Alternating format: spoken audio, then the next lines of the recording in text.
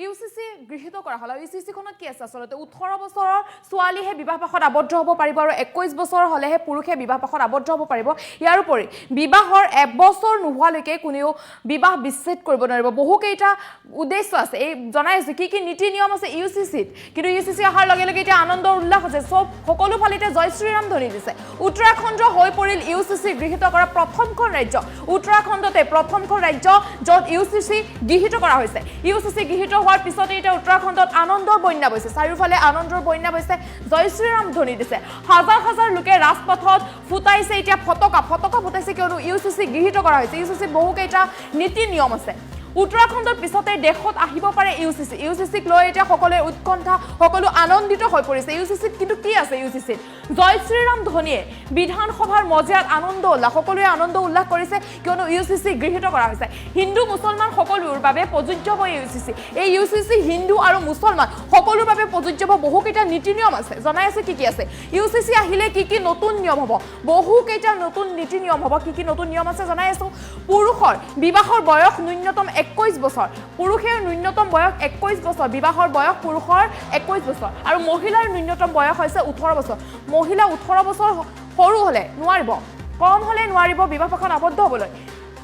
বিবাহ পঞ্জীয়ন কৰাটো বাধ্যতামূলক বিবাহ সকলোৱে পঞ্জীয়ন কৰিব লাগিব আৰু অন্যথা 20000 টকাৰ জৰিমনা ভৰিব লাগিব যদি বিবাহ পঞ্জীয়ন নকৰে তেন্তে 20000 টকাৰ জৰিমনা ভৰিব লাগিব বিবাহৰ এবছৰলৈ কোনো পুৰুষ মহিলাই বিবাহ বিচ্ছেদ কৰিব নোৱাৰিব বিবাহৰ 1 বছৰ নোহোৱালৈকে কোনো পুৰুষ মহিলাই বিবাহ বিচ্ছেদ কৰিব নোৱাৰিব ইউসিসিৰ নিয়ম মতে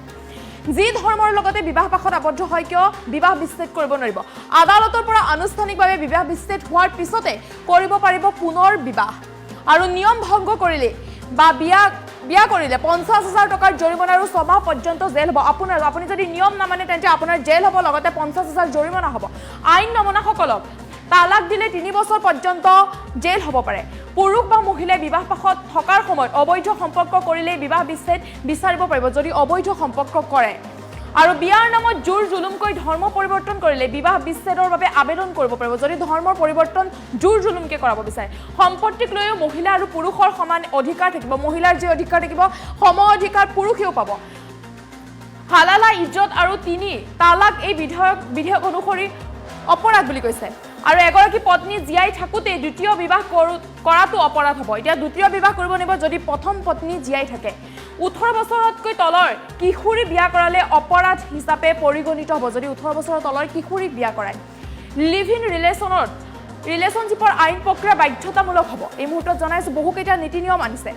জনজাতীয়সকলে এই আইনৰ বাহিৰত ৰখাব জনজাতীয়সকলক এই আইনৰ পৰা বাহিৰত ৰখাব উত্তৰাখণ্ড হৈ পৰিল এতিয়া ইউসিসি গৃহীত কৰা প্ৰথমখন ৰাজ্য উত্তৰাখণ্ড এটা প্ৰথমখন ৰাজ্য বহু কেইটা নিয়ম নতুন নিয়ম আছে এতিয়া উত্তৰাখণ্ডত আনন্দৰ বন্যা বৈছে উত্তৰাখণ্ড যেহেতু ইউসিসি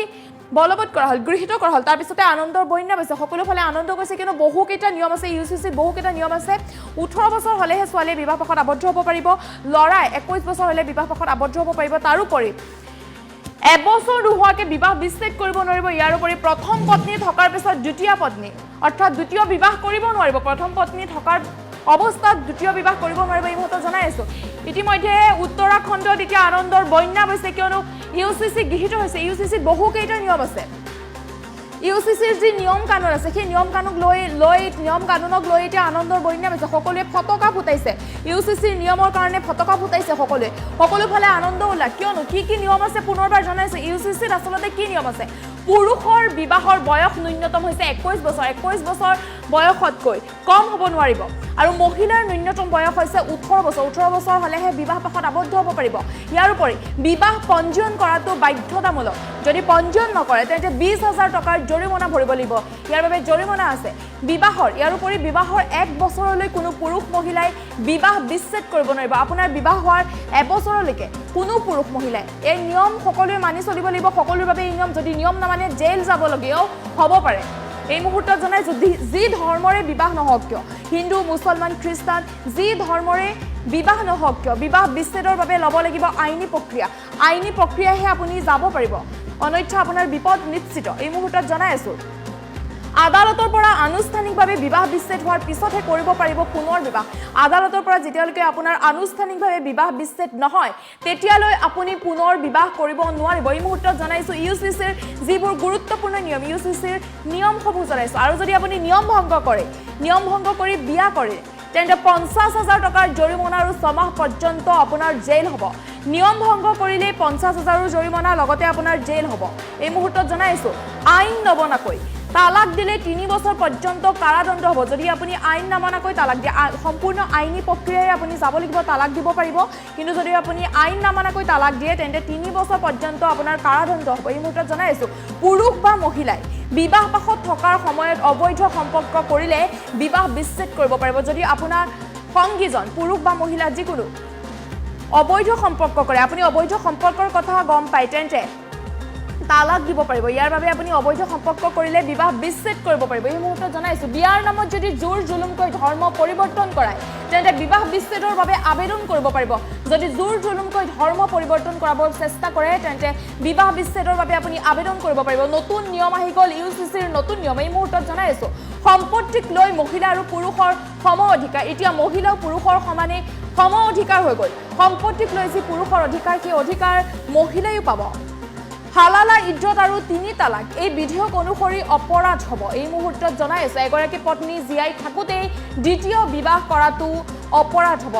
প্ৰথমা পত্নী জীয়াই থকাৰ সময়ত দ্বিতীয় পত্নী আহিব নোৱাৰিব, অৰ্থাৎ দ্বিতীয় বিবাহ কৰাব নোৱাৰিব। আৰু 18 বছৰতকৈ তলৰ কিশোৰী বিয়া কৰালে অপৰাধ হিচাপে পৰিগণিত হ'ব। এই মুহূৰ্তত জনাইছোঁ যি লিভ ইন ৰিলেশ্যনশ্বিপ থাকে সেয়া আইনী প্ৰক্ৰিয়াৰে বাধ্যতামূলক হ'ব আৰু জনজাতীয়সকলক এই আইনৰ বাহিৰত ৰখাব। এই মুহূৰ্তত জনাইছোঁ UCCৰ যি গুৰুত্বপূৰ্ণ নিয়ম, UCCৰ নতুন নিয়ম কি নতুন নিয়ম, সেই নিয়মসমূহ মই জনাইছোঁ। এই মুহূৰ্তত জনাই আছোঁ দ্বিতীয় বিবাহ কৰিব নোৱাৰিব। প্ৰথমা পত্নী থকাৰ অৱস্থাতে দ্বিতীয় বিবাহ কৰিব নোৱাৰিব আৰু সম্পত্তিৰ সম অধিকাৰ থাকিব। পুৰুষ মহিলা সমানে সম্পত্তিৰ অধিকাৰ পাব। এই মুহূৰ্তত জনাইছোঁ হিন্দু মুছলমান সকলো ধৰ্মৰ বাবে এই আইন আহিলে সকলোৱে মানি চলিব লাগিব এই আইন। যদি আইন নামানে তেন্তে বিপদ নিশ্চিত। জেলৰ লগতে 50,000 পৰ্যন্ত জৰিমনা ভৰিব লাগিব, লগতে জেল খাটিব লাগিব। সকলোৰ বাবে এই নিয়ম আহিলে আৰু নিয়ম নামানিলে বিপদ নিশ্চিত।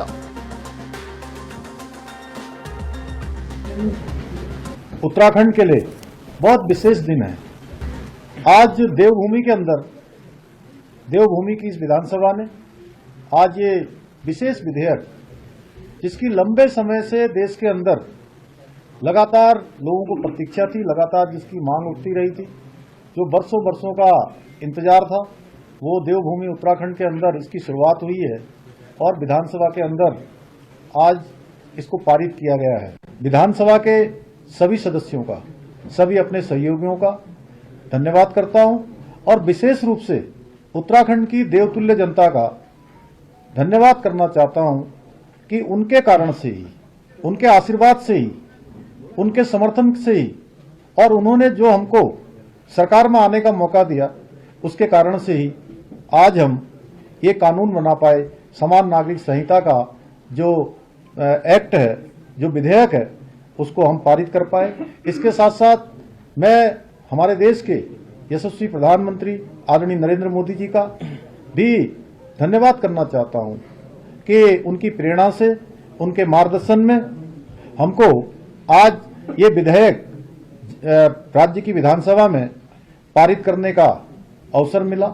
और उनके मार्गदर्शन में हमने काम किया। हमको उन्हीं से प्रेरणा मिली। एक भारत श्रेष्ठ भारत का जो उनका संकल्प है, उसी संकल्प को अपनी प्रेरणा मानते हुए हम आगे बढ़े और आज इसको विधेयक के रूप में हम प्रेरित कर पाए।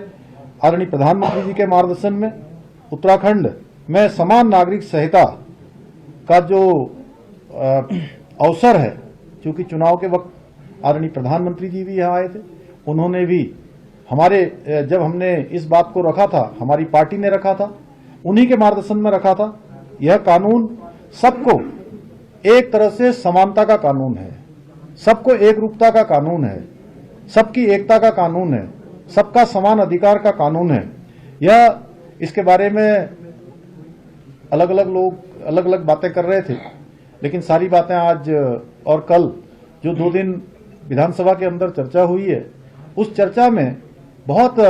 चीजें स्पष्ट हो गई हैं कि ये कानून हम किसी के खिलाफ नहीं लाए हैं, ये कानून किसी के विरुद्ध नहीं है, बल्कि ये उन माताओं, बहनों, बेटियों के लिए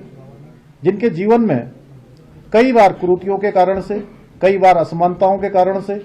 उनको अनेक कष्टों का सामना करना पड़ता था, अनेक बार उनको यातनाओं का सामना करना पड़ता था। उन कुरीतियों के कारण से उनका आत्मबल कमजोर होता था। उनके आत्मबल को मजबूत करने का काम, उनको उत्थान की ओर ले जाने का काम, उनकी सर्वांगीण उन्नति के लिए ये कानून हमने बनाया है। ये सब बच्चों के भी हित में है, मातृशक्ति के भी हित में। इस कानून में जहां विवाह, तलाक, गुजारा भत्ता, उत्तराधिकार, लिव इन रिलेशनशिप जैसे जो अनेक महत्वपूर्ण विषय हैं,